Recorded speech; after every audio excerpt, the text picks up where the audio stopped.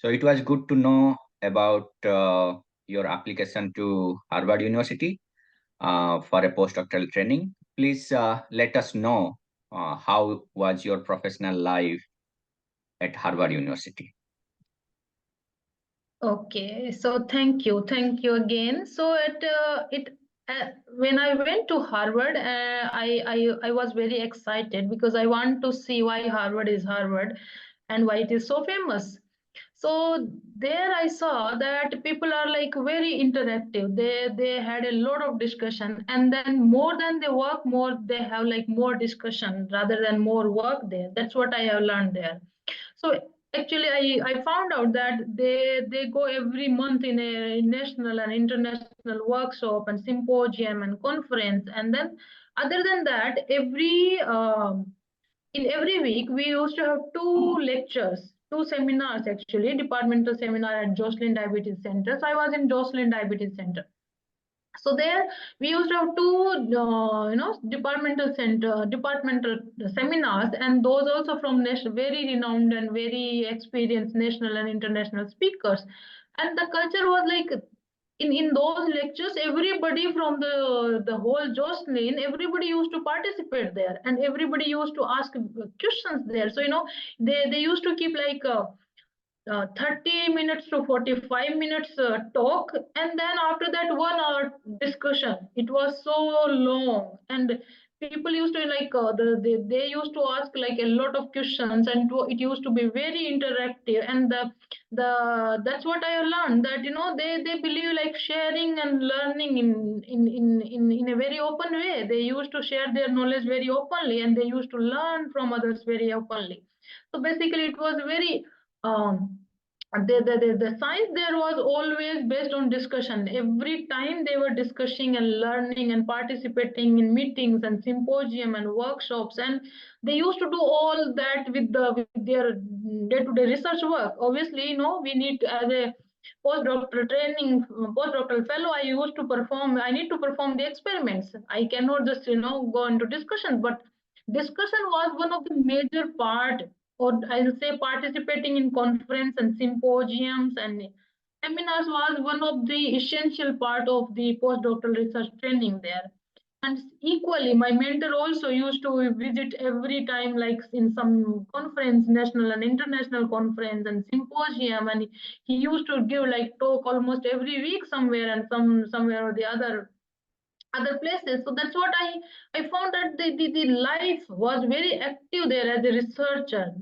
We were like actively involved in thinking about the science, whatever we are doing in our field. And the nice thing was that by doing this way science, we never missed any update in our field, and that we supposed to have. I guess that we should be way all the time up to the date, what is new in our field and what is going on in the field, and what are the future directions of the field. And that's what we used to learn there actively every time by participating in conferences, symposium and talks. And yeah, I remember myself that they used to mark attendance there, and I was the winner for 1 year, that I never missed any seminar. So I was like, I'm forgetting the term they used to say it. The best learner, the best postdoctoral fellow, or the best learner, I guess that was the title. So I got this award, and it was a very nice gift voucher from Jocelyn Diabetes. And that was just to promote, for two things: that nobody should miss these seminars, and like whoever like attends all the seminars, that should be recognized actually. So that's what I have learned. And then there itself I applied for the Mary Coca Foundation Fellowship, and I got in whole Jocelyn Diabetes. I was the only one who got this Mary Coca Foundation Fellowship for the postdoctoral training. Yeah. So this was at the Harvard. Okay, so yeah, that's a good point you told. When we interact with people and we discuss regularly, then we know the update faster. Yeah. Because if we are reading a book, maybe that information is already 5 or 10 year old. And if we are reading an Yeah. article, maybe it is already 1 year old because it goes through review process and everything. So True. that what you told, that seems very important, that we need to interact with good people in our Yeah, field, so that we are updated about the recent happenings. knowledge. Yes. Yeah. And then you decided, earlier you were interested to be a faculty, and how did you start the preparation for applying or preparing yourself? Also, earlier you mentioned that at University of Alabama Birmingham you took a training how to teach, how to communicate with the student. Can you please elaborate on that first? Yeah, so I always wanted to become a after my PhD, I decided that I will be I want to become a professor, and then I decided that I want to choose university system for becoming a professor, and the reason behind that, I like teaching as well. So in university system in India, in and abroad, you get both the opportunity. You do research and you teach to students. So I knew that I was good in doing science. I had that confidence in myself that I'm a good researcher. I'm doing well in research. But then I wanted to learn how to teach, because if you want to become a teacher, become like being a good scientist is not necessary that you will be a good teacher also. So it's a proverb that most of the good scientists are not always a good teacher. So that's why I wanted to learn that how I if I want to become a teacher, how do I teach? I wanted to learn that. So I actually in UAB, University of Alabama at Birmingham. So we used to have a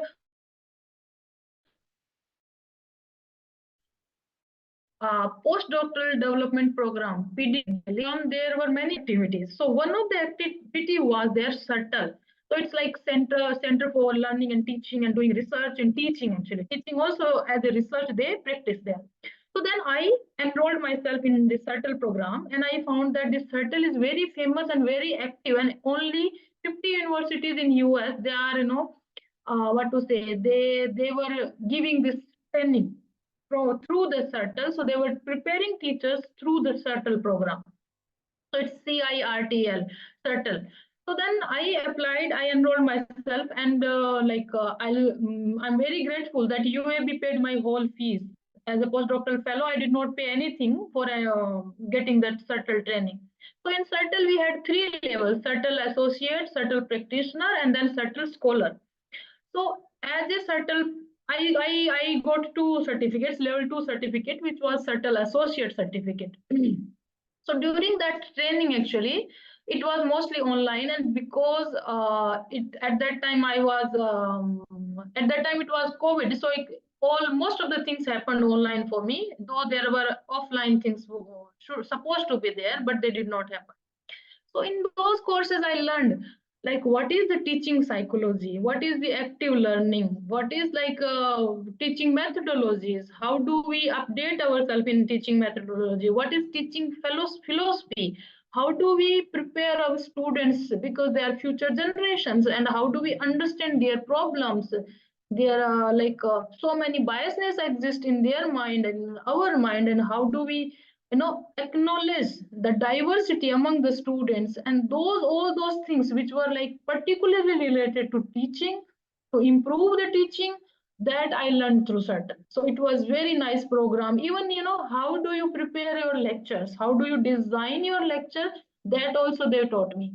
So it was very fruitful training, I'll say, for my own like for my own journey, because I wanted to become a teacher as well. So I'll say that it is a very good program. It was a very fruitful program for me to enroll myself in CERTL and to get the training. Very nice, very nice. Maybe some other day we want to know more about this training, Sure. and so that it will be helpful to other students through our platform who cannot reach to you directly or who cannot take this program directly.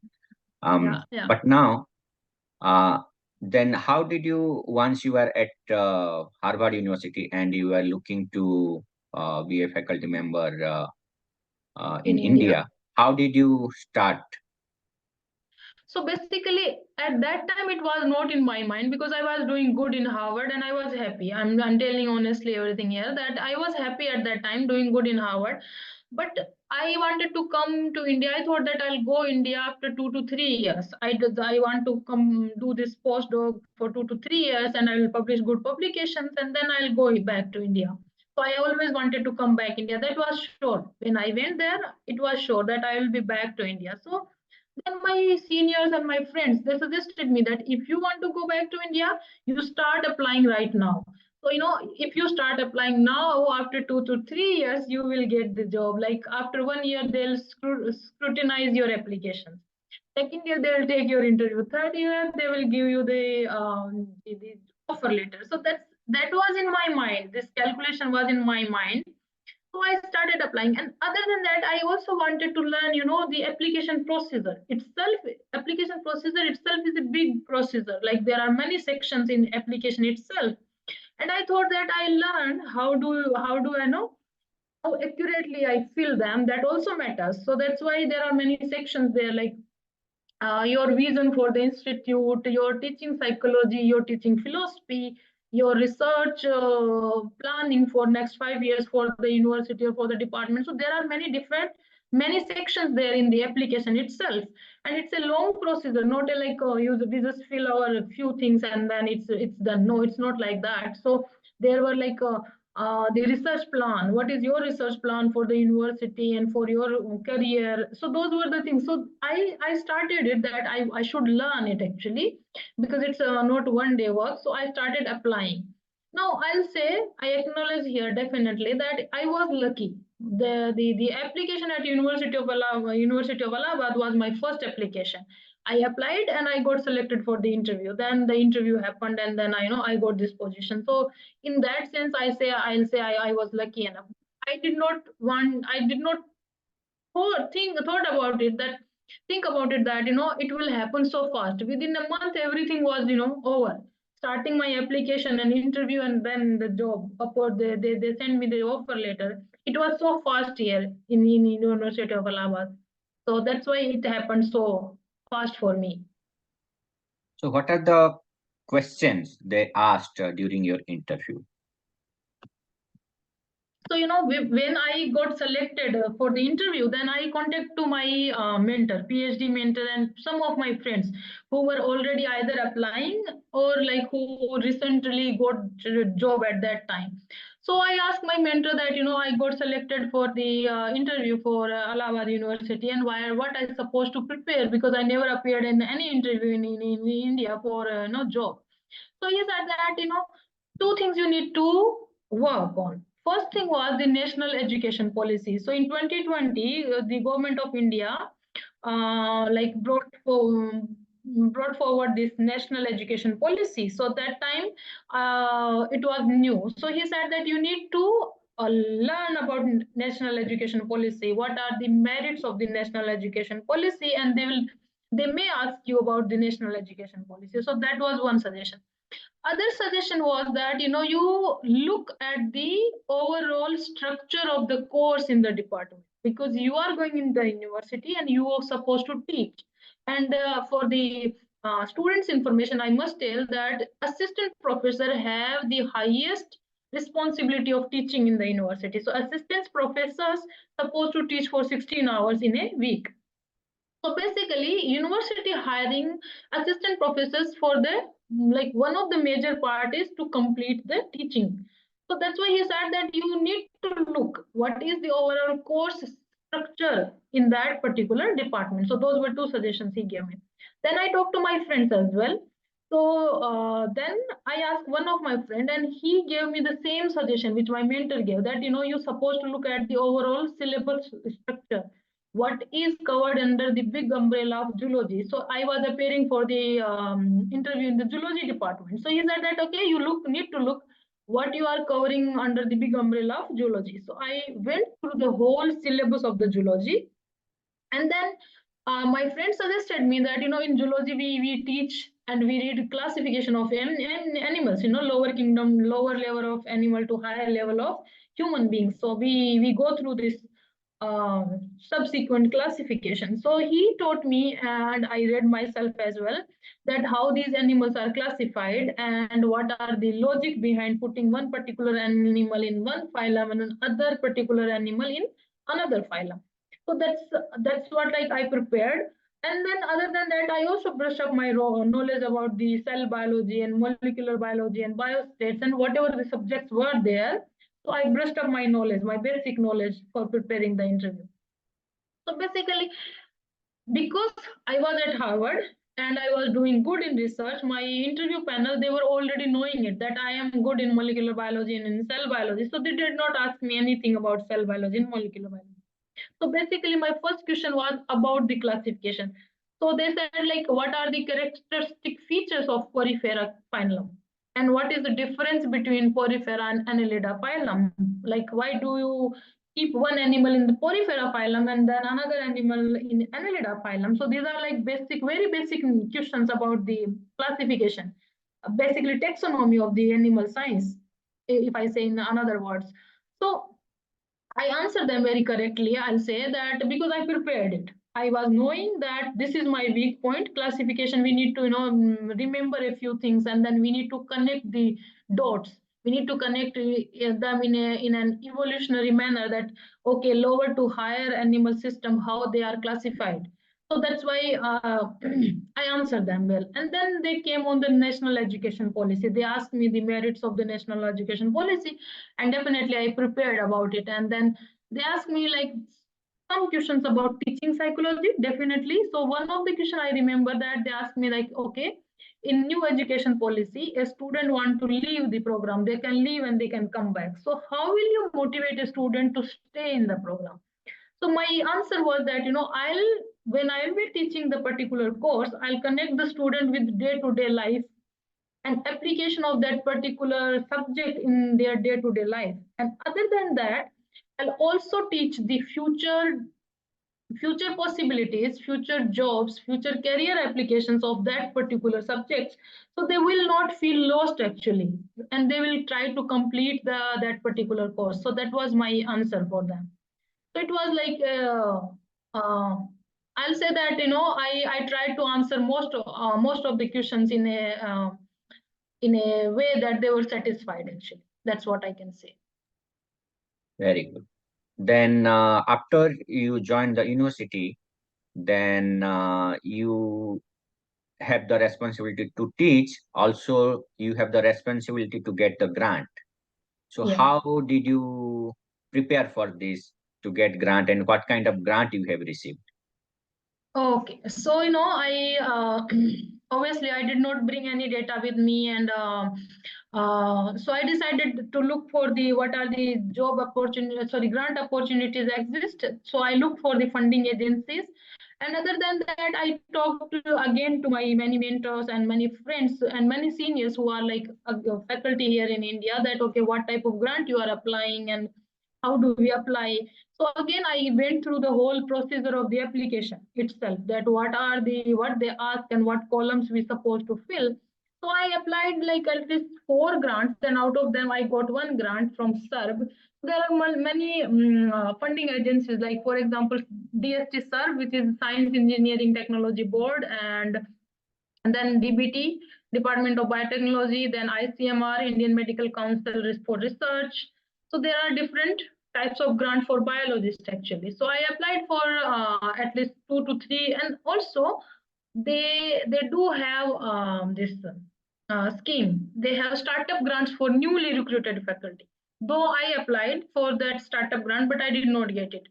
Then I applied for there are like some opportunities for women scientists only. I applied for that also. So basically, I'll say that I was actively looking for the grant opportunities. When I came back, I was actively looking for the funding opportunities because I wanted to start my lab. So, and then UGC startup grants also are there. So different schemes are there from different funding agencies. And other than that, we also have some private funders here.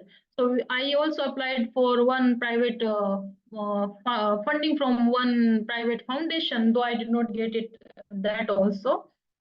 So one of my mentor told me that it's 5:1 ratio. Out of 5 grant, you will get 1 grant, and I think that came true for me as well. I applied for at least 4 grants, and out of them, I got 1 grant. And other than that, university also, when you newly join any university, most of the central university they give seed grant. So I got 5 lakhs rupees seed grant as well. So now I'm in the process of establishing my lab.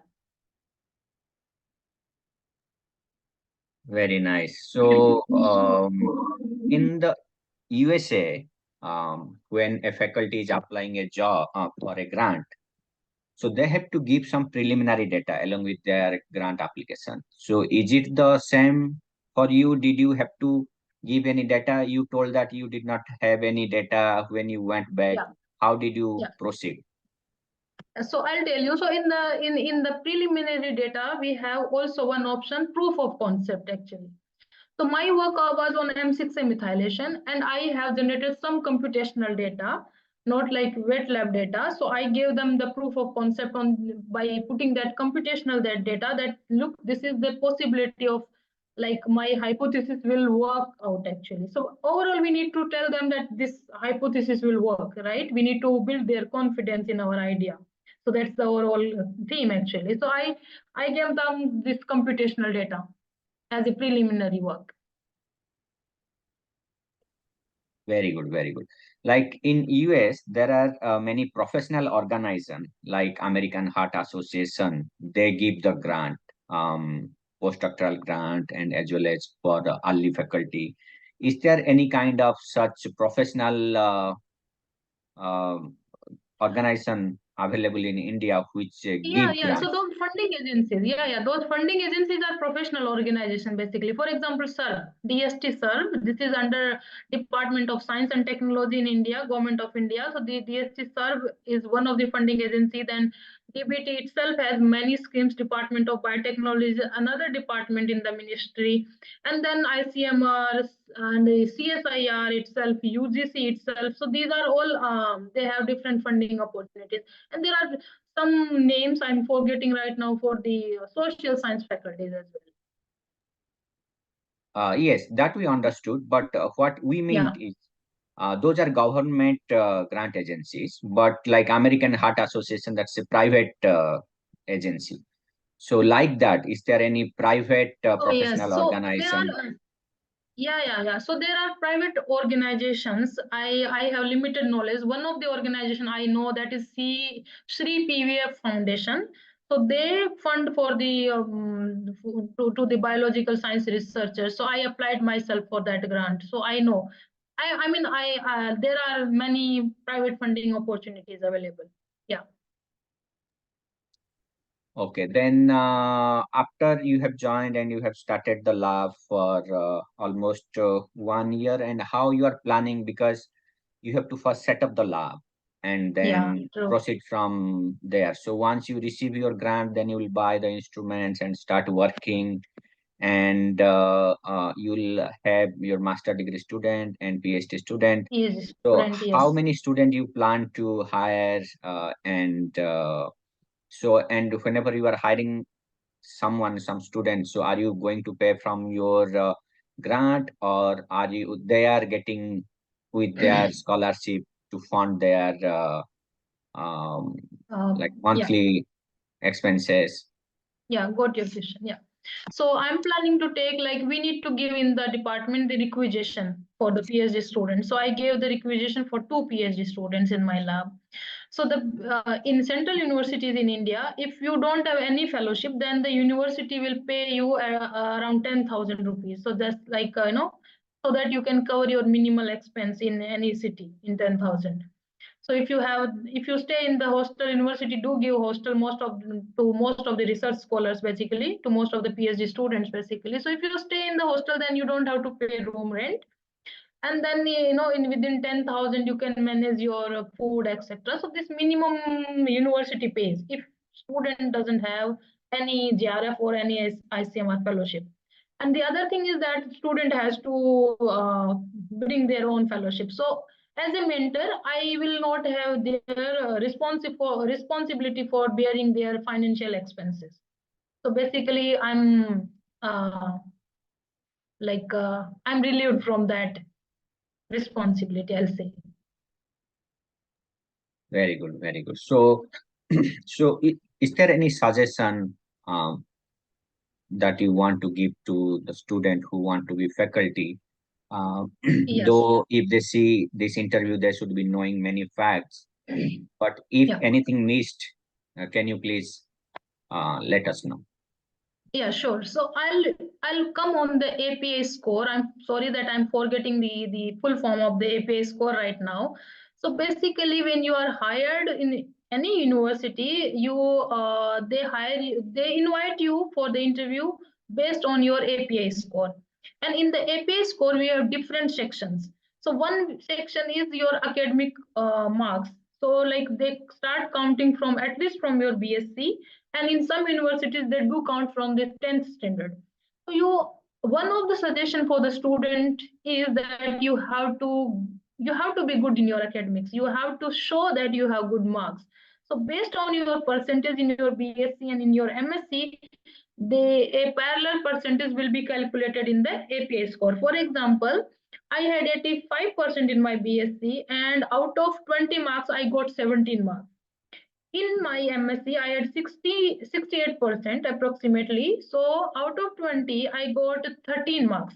So you know now you understand that based on your academic score, the application system itself calculates the respective score, your API score. This is one thing. So if you have good marks in BSc and MSc, you will be no you will be automatically your APA score will be high. One thing. Second point is that they give like 5 marks for the net and 7 marks for the JRF. So if you are JRF, you are already 2 marks ahead than from others who are having only net. So this is second point. The third point is that there is a column where they give extra marks if you have national and international awards. So in my PhD, that fellowship was one of the international awards. Then in postdoctoral research also, I had because I was awarded this Subtle Practitioner Certificate. So this was another award. And then in Harvard, I got this Jocelyn Mary Icoca Foundation Fellowship. That was the third international award. Okay. And then I was INSA fellow before my in my during my MSc. In the summer, I did this INSA summer training program through KVPY, Kishore Vaiganik Protsan Yojana, and INSA is Indian National Academy of Science, which exists in India, and that gives like fellowship for 2 months training program anywhere in India. So I had that national award. So now you see I had 4 awards. So for international award, I think I got 3 marks. For national award, I got 2 marks. So if I calculate, I was like 10 to 12 marks ahead of the other participants. You understand that if somebody is not having these national and international awards, they were already behind. So basically, what I'm telling you in straightforward way, that you need to build a very good API score, an API score actually, and that happens step by step. So you have to be good in your doing your BSc and MSc. You need to score good marks there. Then you have to apply for different national and international awards. You have to show your extra talent definitely. And then also you need to qualify JRF. Net will again give you 5 marks. JRF will give you 7 marks. So those are the points basically. Because if you are just PhD and others are also PhD, you will get same 30 marks. Others will also get 30 marks. So it doesn't make a difference. And then the fourth point is your publications. So in Allahabad University, only they were counting marks for 5 publications. So 2 marks for each publication. So definitely you're supposed to fill that minimum criteria. So out of 10 marks, I got 10 marks because I had like at that time also I had 9, 10 publications. So that's why um, you have to have at least you fill up the minimum criteria of having certain number of publications. So that is minimum.